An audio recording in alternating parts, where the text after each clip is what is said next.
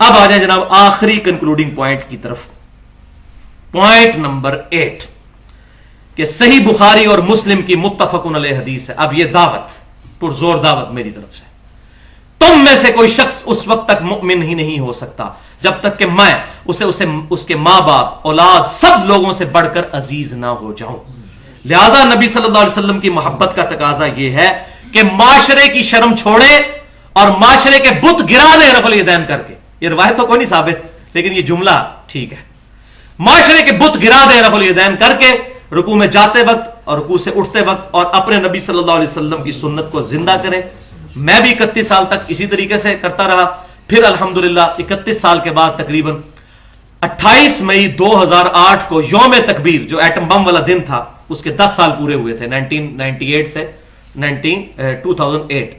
یوم تکبیر 28 مئی 2008 کو الحمدللہ مغرب کی جہری نماز سے میں نے سنت کے مطابق بخاری اور مسلم کے طریقے پر نماز شروع کی, اور یہ میرا اپنا ذاتی ایکسپیرینس ہے علا وجہ بصیرت. الحمدللہ اللہ کی قسم اٹھا کر کہتا ہوں کہ آج تک 5 سال ہونے کو آئے ہیں تقریباً, مجھے نماز میں رفع الیدین کا جو مزہ آتا ہے وہ آج بھی میں اسی طریقے سے فیل کرتا ہوں.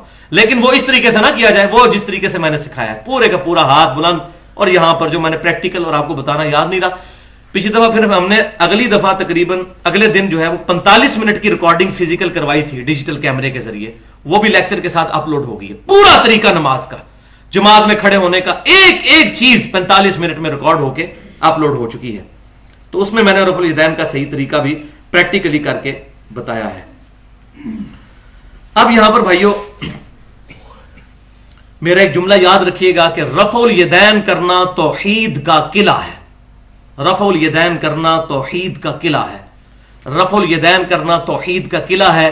خصوصاً انڈیا پاکستان میں جتنے لوگ رفع الیدین سے نماز پڑھتے ہوں گے انشاءاللہ عقیدہ توحید ان کا ٹھیک ہوگا. یہ ایک لٹمس ٹیسٹ ہے الحمدللہ.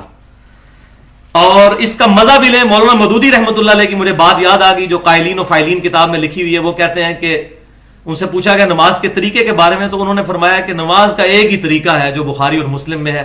یہ جو حنفی بھائی پیش کرتے ہیں ابن مسعود والی حدیث یہ تو ثابت ہی کوئی نہیں. تو لوگوں نے کہا کہ حضرت پھر آپ تو رفع الیدین سے نماز ہی نہیں پڑھتے. تو انہوں نے کہا کہ میں اپنی جو اللہ سے راز و نیاز والی نماز ہے یعنی تہجد کی نماز وہ رفع الیدین سے ہی پڑھتا ہوں, اور ان شریر لوگوں کے شر سے بچنا چاہتا ہوں میں. تو بہرحال میں ان کے ساتھ اس معاملے میں نہیں, ان کا ذاتی اجتہاد ہے. سنت کے معاملے میں شرم نہیں کرنی چاہیے. لیکن یہ بھی بات حقیقت ہے کہ مولانا مودودی نے خود اعلانیہ رفع الیدین کیا یا نہ کیا, لیکن ان کی وجہ سے ہزاروں لوگوں نے رفع الیدین شروع کی ہے الحمدللہ.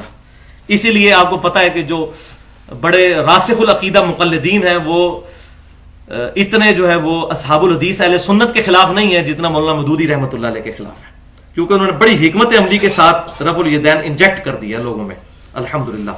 اور یہاں پر وہ بات بھی یاد رکھیں, جب میں کتاب و سنت کے منہج پر آیا تو لوگ اکثر یہ بات ہمیں بھی کرتے ہیں, آپ لوگوں کو بھی کرتے ہوں گے, اے جی پہلے بریلوی سن, پھر دیوبندی ہوئے, پھر جناب اہل حدیث ہو گئے, کتاب و سنت کے منہج پہ آ گئے, اوڑے قادیانی ہو جان گے. یہ اکثر کہتے ہیں. حالانکہ ان سے پوچھیں, ان کے مولویوں سے پوچھیں کہ قادیانیوں کو ابھی نماز پڑھتے ہوئے دیکھا. میں یہ چیلنج سے کہتا ہوں کہ کوئی سنی اصحاب الحدیث اہل حدیث قادیانی نہیں ہو سکتا. کیوں؟ قادیانی بغیر رفع الیدین کے حنفی طریقے پہ نماز پڑھتے ہیں. اہل حدیث تو اکثر ہوتے ہی رفع الیدین کی وجہ سے ہیں. یہ کیسے ہو سکتا ہے کہ وہ دوبارہ ادھر چلے جائیں؟ کیونکہ غلام احمد قادیانی خود حنفی تھا. ابھی بھی آپ قادیانیوں کی عبادت گاہ میں جائیں وہ بغیر رفع الیدین کی نماز پڑھتے ہیں.